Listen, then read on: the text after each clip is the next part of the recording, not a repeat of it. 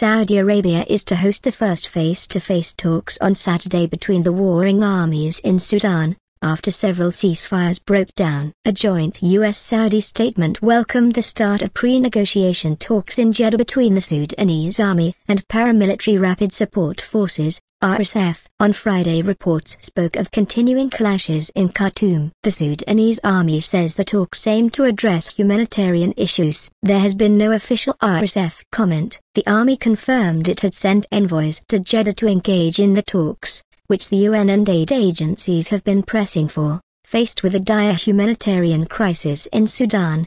Nearly 3 weeks of heavy fighting have killed hundreds of people and displaced nearly 450,000 civilians. Of that total, the International Organization for Migration says, more than 115,000 have sought refuge in neighbouring countries. Sudan's Army Commander General Abdel Fattah al-Burhan, the de facto Sudanese president, is engaged in a bitter power struggle with RSF leader General Mohammed Hamdan Dagalo, better known as Himti.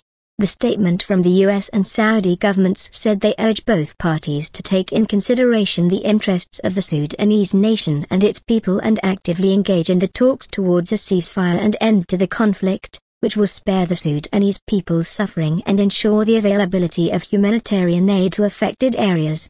The joint statement also expressed hope for an expanded negotiation process that should include engagement with all Sudanese parties. A UNICEF spokesman, James Elder, said the conflict's first 11 days alone had killed an estimated 190 children and wounded 1,700, and those figures were just from health facilities in Khartoum and Darfur. The reality is likely to be much worse, he said.